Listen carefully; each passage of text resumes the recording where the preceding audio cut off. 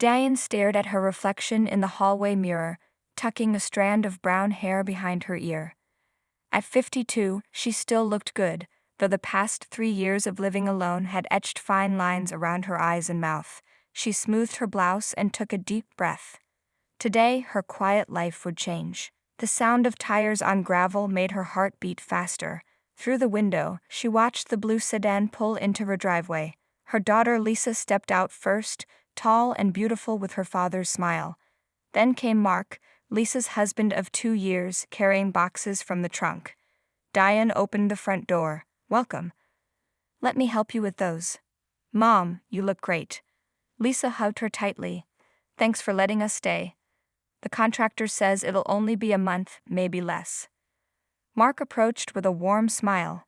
"Thanks for having us, Diane. The house flooding was a nightmare, but at least the insurance is covering everything." He was handsome in a gentle way, kind eyes, strong shoulders, and a voice that always sounded genuinely interested. Diane had liked him from the first time Lisa brought him home. "It's no trouble at all," Diane said, though she wondered if that was true.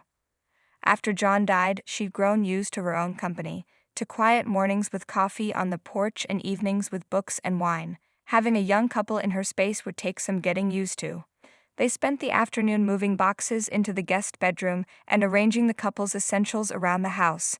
Mark insisted on carrying the heaviest items, telling Diane to rest while he worked. She noticed how his shirt clung to his back when he lifted things, how careful he was with her belongings. "Mom, where should we put our toiletries?" Lisa called from the hallway. "You two can use the main bathroom upstairs. I've been using the smaller one near my bedroom anyway." After dinner, they sat on the porch watching the sunset paint the sky pink and orange. Lisa told stories about her job at the marketing firm, while Mark listened with obvious pride. When Lisa went inside to take a call from work, Mark turned to Diane. "She's doing so well," he said. "They're talking about promoting her to team lead." "She gets her ambition from her father," Diane replied, feeling a familiar pang of loss. "John would be so proud of her." Mark nodded. "I wish I could have known him better." They had only met twice before John's heart attack. The wedding had felt incomplete without him. "He would have liked you," Diane said. "He always wanted Lisa to find someone kind." Mark's eyes held hers for a moment longer than usual. "That means a lot, coming from you." Something fluttered in Diane's chest, a feeling she hadn't experienced in years. She quickly looked away, watching a bird land on the garden fence. That night, lying in bed, Diane could hear muffled laughter from the guest room. The sound of Lisa's happiness floated down the hallway, along with Mark's deeper voice.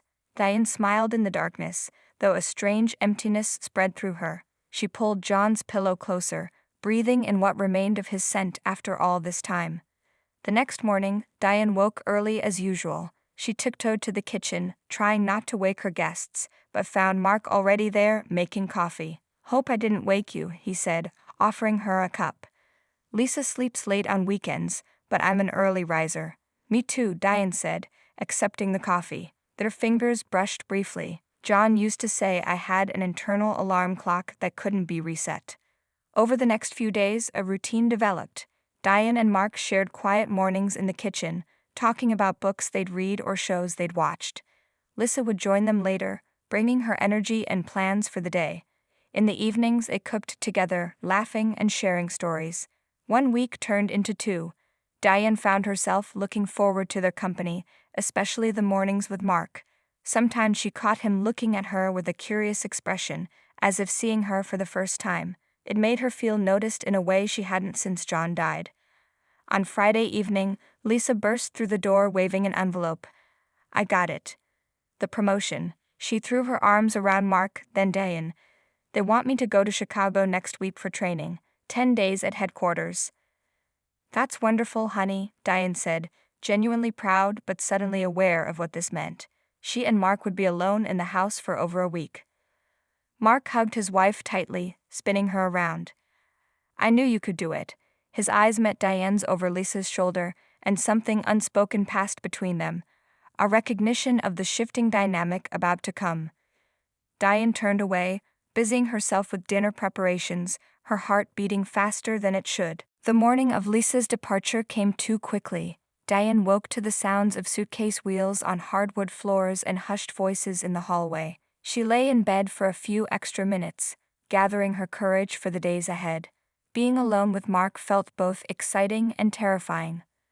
"Mom, you awake?" Lisa knocked softly before pushing the door open. "My taxi's here." Diane sat up, smoothing her hair. "So soon? I thought we'd have breakfast together." "Last-minute schedule change. The team wants to meet tonight instead of tomorrow morning." Lisa sat on the edge of the bed. "Will you be okay? I feel bad leaving you two alone." "Don't be silly," Diane said, trying to sound casual. "We'll be fine.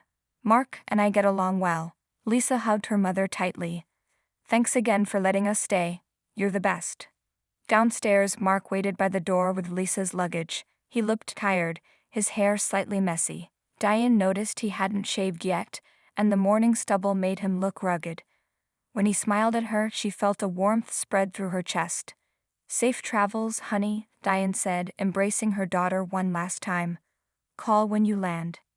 After Lisa left, an awkward silence filled the house.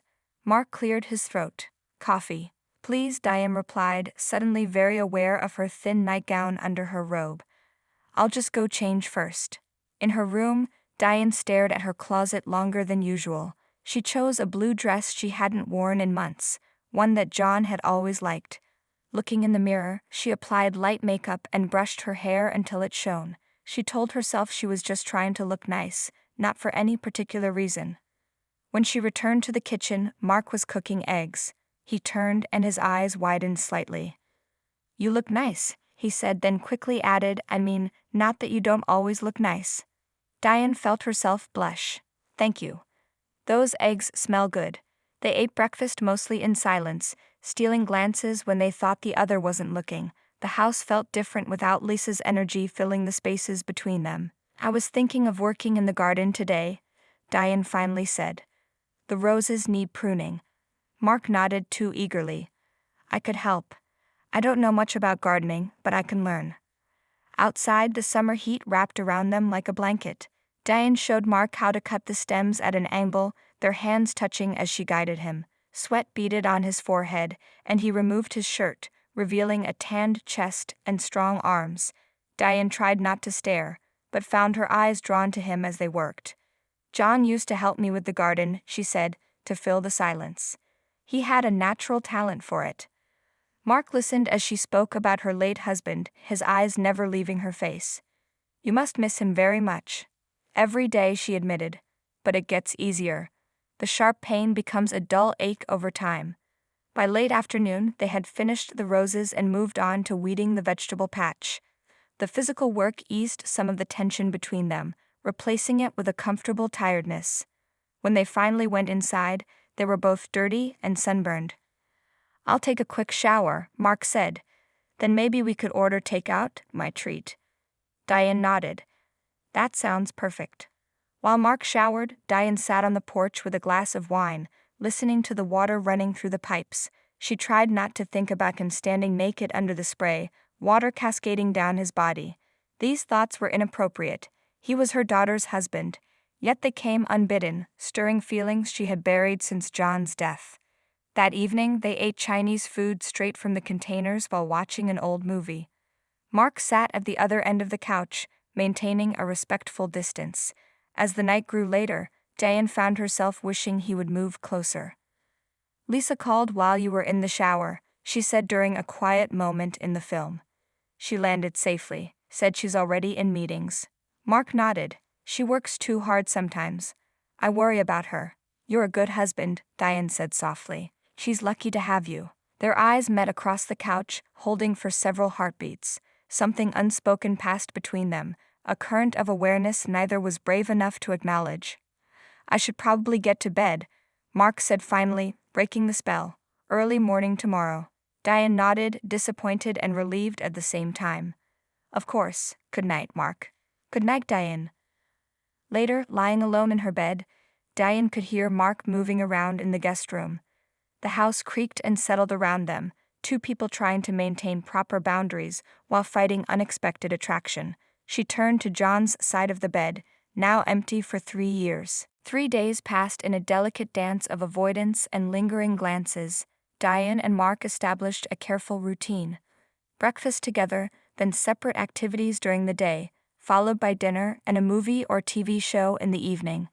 They kept conversations light, mostly about Lisa or safe topics like books and cooking. On the 4th evening after Lisa's departure, Diane was reading in the living room when she heard a loud crash from upstairs, followed by Mark cursing. She rushed up the stairs, her heart racing. "Mark? Are you okay?" she called, hurrying toward the bathroom. "I'm fine," he answered, but his voice sounded strained. Could you come here a minute?" Diane hesitated at the bathroom door, suddenly nervous. "Are you decent?" "Yes, I'm dressed. Please, I need your help." She pushed the door open slowly. Mark was kneeling on the floor next to the sink, a look of panic on his face. Water was pooled around him, and various bathroom items were scattered across the floor. "What happened?" Diane asked, stepping carefully into the room. Mark ran his hand through his hair, looking embarrassed. "I dropped something down the drain, something important." "What was it?" He took a deep breath. Lisa's grandmother's ring, the one her dad gave her before he passed away. Diane's hand went to her mouth. "Oh no. John gave that to her on her 16th birthday. It was his mother's." "I know," Mark said miserably. "Lisa asked me to clean it for her. I was using the special jewelry cleaner we brought, and it slipped out of my fingers right into the drain. I tried to catch it, but," he gestured at the mess around him. "I panicked and tried to take the pipes apart myself." Diane knelt beside him, not caring that her knees got wet. "Let me see." Their shoulders touched as they both leaned down to look at the dismantled sink trap. Mark smelled like soap and aftershave, and Diane found it hard to focus on the plumbing with him so close. "Lisa will be heartbroken if I've lost it," Mark said quietly. "She loves that ring more than our wedding bands. It connects her to your husband." "To her father," Diane corrected gently, "and we're not going to lose it. We'll get it back." She stood and walked to the door. "Wait here. I'll get some tools." Diane returned with her late husband's toolbox. John had been handy around the house, and she had learned a few things from him over the years. She pulled out a wrench and a small flashlight. "Okay, let's do this properly," she said, rolling up her sleeves. They worked together in the small space, their bodies close in the confines of the bathroom. Mark held the flashlight while Diane carefully disconnected the remaining pipe sections. Their hands brushed frequently, sending small jolts of electricity through her each time. "You're good at this," Mark said, watching her work. "I would have just made a bigger mess." Diane smiled. "John and I renovated our first house together. He taught me everything he knew about plumbing, said every homeowner should know how to fix basic problems." "He sounds like a remarkable man," Mark said softly. "Lisa talks about him all the time." "He was," Diane replied, her voice catching slightly. "You remind me of him sometimes. The way you care for Lisa, your kindness." Their eyes met in the dim bathroom, and for a moment, the air between them seemed to crackle with unspoken feelings. Mark's gaze dropped to her lips, then quickly back to her eyes. Diane felt her breath catch. "I think I see something," she said, breaking the moment. She pointed the flashlight deeper into the pipe. "There, a reflection." Mark leaned closer, his chest pressing against her shoulder. "You're right, that's it." Diane reached into the pipe with 2 fingers, stretching as far as she could. "I can't quite, it's just beyond my reach." "Let me try," Mark said. His hand brushed against hers as he reached past her. "Got it," he exclaimed after a moment of tense silence. He pulled his hand back, the small gold ring pinched between his fingers. "We did it." Without thinking, Diane threw her arms around his neck in celebration. Mark's arms encircled her waist, pulling her against him. For one breathless moment, they held each other tightly, bodies pressed together on the wet bathroom floor. The ring pressed cold against Diane's neck where Mark's hand rested.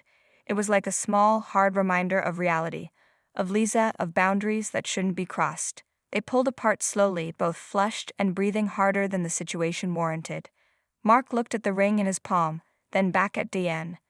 "Thank you," he said softly. "I don't know what I would have done without you." After the bathroom incident, something changed between Diane and Mark. The careful distance they had maintained gave way to a new awareness, a heightened sense of each other's presence in the house. They no longer sat at opposite ends of the couch during their evening movies. Instead, they settled in the middle, not quite touching but close enough to feel the warmth between them. That night, Nader slept well. Diane tossed and turned, replaying the moment they had embraced. She told herself it was nothing, just a moment of shared relief. But her body remembered the feel of him against her, solid and warm. She rose before dawn, giving up on sleep entirely. In the kitchen she found Mark already there, staring into a cup of coffee as if it held answers to questions he couldn't voice. "Couldn't sleep?" she asked, reaching for a mug. He looked up, dark circles under his eyes. "Not really. You?" "Same." She poured her coffee and sat across from him at the small kitchen table. "Mark, about yesterday." "I've been thinking about what to tell Lisa," he interrupted, clearly not ready to discuss what had happened between them. "About the ring, I mean." Diane nodded, pushing aside her disappointment. "Maybe nothing. The ring is safe now. It doesn't feel right to keep secrets from her." Mark twisted his wedding band nervously. "It's not a secret. It's just not worth worrying her over something that's already fixed." Their eyes met over their coffee cups, and Diane wondered if they were still talking about the ring or something else entirely. Later that day, rain kept them indoors. Mark worked on his laptop while Diane sorted through old photo albums in the living room. Occasionally, she could feel him watching her from across the room, his gaze a physical thing she could almost touch. "Would you like to see these?" she asked finally, holding up an album. "There are some pictures of Lisa as a baby." He joined her on the couch, sitting closer than necessary. Their thighs touched as she opened the album across both their laps. She pointed to pictures of baby Lisa, telling stories about each one. Mark listened, asking questions, his fingers occasionally brushing against hers as they turned pages. "He looks just like you," he said, studying a photo of Diane holding newborn Lisa. "Everyone always said she looked like John." Mark shook his head. "She has your smile, your eyes." His voice softened. "Beautiful." Heat bloomed in Diane's chest at the compliment. She turned the page quickly, but Mark caught her hand, holding it against the album. "Diane," he said, his voice low and serious. "I need to tell you something." She looked up, her heart pounding. "What is it?" He stopped, seeming to struggle with himself. "I care about Lisa more than anything. You know that, right?" "Of course," she said, confused by his intensity. "Anyone can see how much you love her." He nodded, his thumb absently stroking the back of her hand. "But these past few days with you, I've felt something I didn't expect." The air between them grew heavy with possibility. Diane couldn't breathe, couldn't think of what to say. "I respect you too much to lie about it," Mark continued. "But I would never act on these feelings, never do anything to hurt Lisa or betray her trust." "I know," Diane whispered. "I feel the same way." The admission hung between them, both relieving and painful. They sat in silence, still touching but now with an invisible barrier between them, erected by their own loyalty to Lisa. "Tell me about John," Mark said finally, changing the subject but not moving away. "What was he like? Really like, not just the father Lisa talks about." Diane smiled sadly, grateful for the diversion. "He was stubborn. Funny. Could fix anything but couldn't cook to save his life." She laughed softly at a memory. "He once set fire to the kitchen trying to make me breakfast in bed." Mark smiled. "Lisa mentioned that, said you two laughed about it for years." "We did," Diane confirmed. "That was the thing about John. He could always make me laugh, even when I was angry with him." "Like when?" "Oh, we had our fights like any couple. He worked too much when Lisa was young. I resented that sometimes." As the rain continued outside, they shared stories late into the evening. Diane about her life with John, Mark about his childhood and dreams for the future. The photo album lay forgotten as they turned toward each other, knees touching, hands occasionally reaching out to emphasize a point or offer comfort at a sad memory. This new intimacy felt different from the electricity of their earlier encounters. It was deeper, born of genuine connection rather than just physical attraction. They were building something between them, not a romance, which they had both silently agreed could never happen, but a friendship rooted in mutual respect and shared love for two people, Lisa and the memory of John. The next few days passed in a strange mixture of comfort and tension. Diane and Mark had acknowledged the attraction between them but also agreed it was a path they would never follow. This honesty freed them to enjoy each other's company without the earlier awkwardness, yet an undercurrent of longing remained impossible to completely ignore. They fell into a routine that felt almost like a marriage, morning coffee together, sharing the newspaper, discussing plans for the day. Mark helped Diane repaint the guest room, a project she had put off for months. They worked side by side, laughing when Mark accidentally got paint in his hair and Diane tried to help clean it out. Lisa called earlier, Mark said on their 5th evening alone together. They were eating dinner on the back porch, watching fireflies appear in the gathering dusk. She'll be home in 3 days. That's wonderful, Diane said, ignoring the small pang of disappointment she felt. I'm sure you've missed her. I have. Mark agreed, swirling the wine in his glass. But this time with you has been special. Diane looked down at her plate, unsure how to respond. It has. I've been wanting to ask you something, Mark said after a pause. Something personal. What is it? Have you thought about dating again? It's been 3 years since John passed. The question caught her off guard. Not really. A few friends have tried to set me up, but it never felt right. Why not? Mark's eyes were gentle in the fading light. Diane considered the question. At first, it felt like betraying John. Later, I just couldn't imagine starting over with someone new. Explaining my life, my habits, my quirks. She smiled sadly. It seemed easier to be alone. You're too young and beautiful to spend the rest of your life alone, Mark said softly. Diane felt her cheeks warm at the compliment. What about you and Lisa? Do you think about the future? Children? Mark nodded, his expression growing serious. We've been trying, actually, for about a year now. I didn't know, Diane said, surprised Lisa hadn't mentioned it. Lisa doesn't want to talk about it until there's something to tell, but it's been hard on her, on both of us. Without thinking, Diane reached across the table and took his hand. I'm sorry, these things can take time. I know, but sometimes I worry, he trailed off, squeezing her hand. About what? That I won't be a good father. Mine wasn't exactly a great example. Diane felt a surge of tenderness toward him. Mark, I've watched you with Lisa. How patient and kind you are. You'll be an amazing father. They talked late into the night, sharing hopes and fears they had never voiced to anyone else. When a sudden rainstorm drove them inside, they moved to the living room couch, sitting close together as thunder rumbled outside. If we'd met in another life, Mark said suddenly, his voice low. Before Lisa. If we just bumped into each other somewhere. Diane felt her heart race. Don't, she whispered. We can't think like that.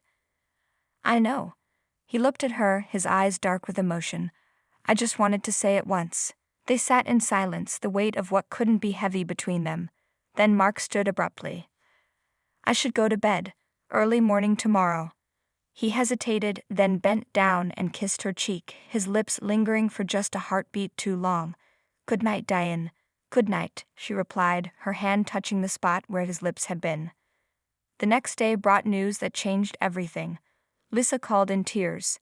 Her company was sending her to Chicago permanently. She would be flying home tomorrow to pack her things, and then she and Mark would be moving within the month. Mark found Diane in the garden after the call, sitting on a bench staring at nothing. Lisa told you? He asked, sitting beside her. She nodded, unable to speak past the lump in her throat. She should be sad about her daughter moving away, and she was. But another part of her ached at the thought of Mark leaving too, of never again having these quiet moments together. It's a great opportunity for her, Diane finally managed to say. It is. Mark agreed, his voice hollow. And for you? Will you find work there easily? He shrugged. Probably. I can design websites from anywhere. They sat without touching, both aware that their brief time together was ending. Tomorrow Lisa would return, and these strange, precious days would become a memory they could never speak of. I should make a special dinner for tomorrow, Diane said, standing, to celebrate Lisa's promotion. The morning of Lisa's return arrived too quickly. Diane woke early and made breakfast, setting the table for 3 instead of 2. The house seemed different already, as if preparing itself for its rightful owner to return. She heard Mark moving around upstairs and took a deep breath, steadying herself for the day ahead. "Something smells amazing," Mark said, entering the kitchen. He had dressed carefully today, wearing the blue shirt Lisa had given him for his birthday. His hair was neatly combed, and he had shaved closely. He looked like a man preparing to greet his wife, not the comfortable, relaxed person who had shared Diane's home for the past week. "Just pancakes," Diane replied, avoiding his eyes. Lisa's favorite. They ate in near silence, the easy companionship of previous days replaced by a strained politeness. The clock on the wall seemed to tick louder than usual, counting down the minutes until everything would change. "Her flight lands at 11, Mark said, checking his watch. "I should leave soon to pick her up." Diane nodded, gathering their plates. "I'll stay here and finish preparing dinner. The roast needs several hours." Mark stood, hesitating by the table. "Diane, before I go, I want to thank you for everything." She looked up then, allowing herself one last moment to memorize his face. "You don't need to thank me." "I do." He stepped closer. "These days with you have meant more than I can say. I've never talked to anyone the way I've talked to you." Diane felt tears threatening and turned away quickly, busying herself at the sink. "Lisa is lucky to have you, and I'm lucky to have you both in my life," he said softly. When he left to drive to the airport, Diane allowed herself a moment of weakness. She sat at the kitchen table and cried, silent tears for something that never was and never could be. Then she wiped her eyes, squared her shoulders, and began preparing her daughter's homecoming dinner. The house was spotless, the table set beautifully with her best china. When she heard the car pull into the driveway, she checked her reflection one last time, making sure no trace of her earlier tears remained, and went to the door. Lisa burst in first, a whirlwind of excitement and energy. "Mom," she cried, throwing her arms around Diane. "I've missed you so much." "I've missed you too, sweetheart," Diane said, holding her daughter tightly. Over Lisa's shoulder, she saw Mark carrying the luggage, his eyes meeting hers briefly before looking away. "Chicago is amazing, Mom. You'll have to come visit once we're settled. The apartment the company found for us has a guest room and everything." Diane smiled, leading her daughter into the house.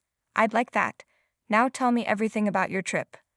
Throughout dinner, Lisa dominated the conversation, talking about her new position, the people she had met, the city she would now call home. Diane and Mark responded in all the right places, asked all the right questions, careful never to look directly at each other. "You two seem different," Lisa said suddenly, looking between them. "Did something happen while I was gone?" Diane's heart stopped. "What do you mean?" Lisa shrugged. "I don't know. You're both so quiet. Usually Mom can't stop asking questions, and Mark, you've hardly said a word." "We're just tired," Mark said quickly. "I was up late last night fixing the bathroom sink. It had a leak." "Again?" Lisa rolled her eyes. "That sink has always been trouble. Did Mom have to rescue you with her plumbing skills?" Mark's eyes flickered to Diane's. "She did, actually. Remember when Dad tried to replace the faucet and flooded the whole bathroom?" Lisa laughed. "Mom had to save the day then too." Diane forced a smile. "Your father was many things, but a plumber wasn't one of them." The evening continued with Lisa oblivious to the undercurrents between her husband and mother. After dinner, they moved to the living room for coffee and dessert.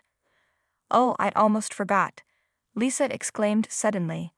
"Where's Grandma's ring?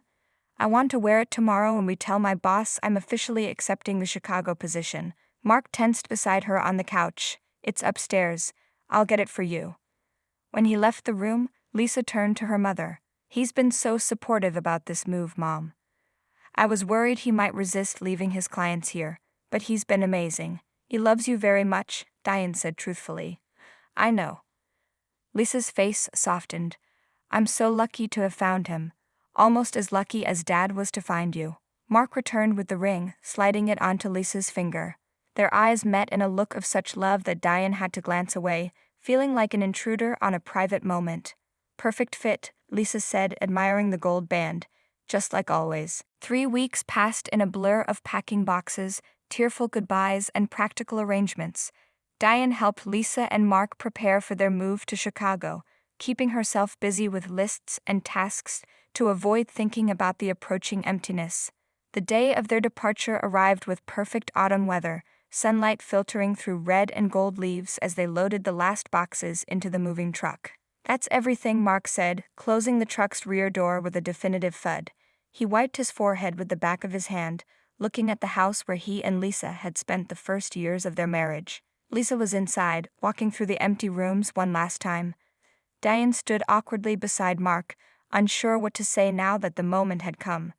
They had carefully maintained their distance over these weeks, never alone together, never allowing even a hint of the connection they had briefly shared. "Diane," Mark began, his voice low, "I want you to know." "Don't," she interrupted gently. "Please. We've done so well." He nodded, respecting her wishes. "I just want you to be happy." "I am happy," she said, forcing a smile. "My daughter has a wonderful life ahead of her, with a man who loves her completely. What more could a mother want?" Mark looked as if he might say more, but Lisa emerged from the house, wiping away tears. "I can't believe we're really leaving." Diane opened her arms and Lisa fell into them. "It's not goodbye forever, sweetheart. I'll visit soon, and there's always video calls. It won't be the same." Lisa sniffled against her mother's shoulder. "No," Diane agreed, stroking her daughter's hair. "But different doesn't mean bad. Change is how we grow." The final goodbyes were said, promises to call upon arrival exchanged, and then they were gone. Lisa waving from the passenger window until the car turned the corner and disappeared from sight. Diane stood in the driveway long after they'd gone, feeling the autumn wind tugging at her clothes, carrying away the last echoes of their presence. 6 months passed, winter came and went. Diane adjusted to her solitude once more, filling her days with volunteer work, book clubs, and occasional dinner parties with friends. She visited Lisa and Mark in Chicago at Christmas, staying in their guest room and marveling at how well they had adapted to city life. It's seeing Mark across the breakfast table brought back memories she'd rather forget. She hid it well behind smiles and polite conversation. Spring arrived with a phone call that changed everything. "Mom." Lisa's voice bubbled with excitement. "We're pregnant. Just found out yesterday." Diane's joy was immediate and genuine. "Oh, sweetheart. That's wonderful news. We've been trying for so long, I almost couldn't believe it when the test was positive." Mark cried, "Mom." Actually cried. Diane smiled, picturing his face. "He'll be an amazing father." "Will you come for the birth?" "It's still months away, but I want you here." "Wild horses couldn't keep me away," Diane promised. In the following months, Diane threw herself into grandmother preparations, knitting tiny blankets, researching the latest in baby care, turning her sewing room into a nursery for visits. Lisa called often with updates, sending ultrasound images and belly photos.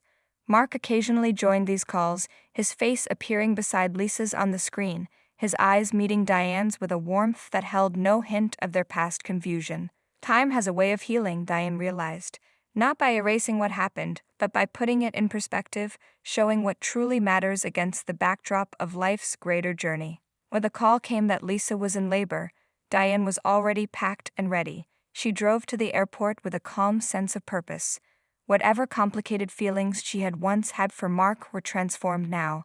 Not gone, exactly, but changed into something else, something that could coexist with her love for her daughter without threatening it.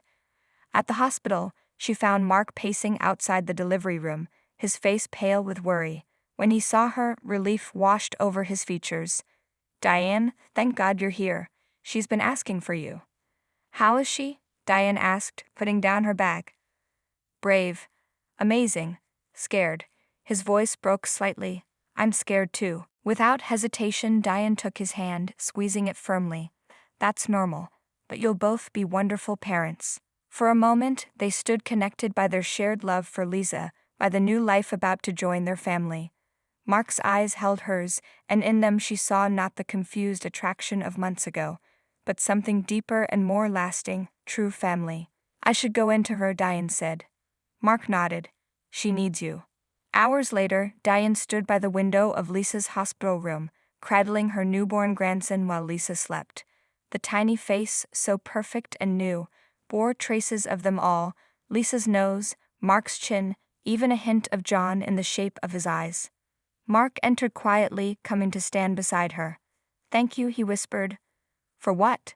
she asked, not taking her eyes off the baby. "For everything. For raising such an amazing daughter, for helping us find each other, for being the heart of this family." Diane looked up then, meeting his gaze without fear or confusion. What had briefly flared between them had been real, but this enduring family bond, was more valuable than any momentary passion. It was the love that lasted, that grew and changed and made room for new life. "We're all exactly where we're supposed to be," she said softly, as the baby curled his perfect fingers around Mark's offered thumb, connecting them all in a circle of love that would last a lifetime.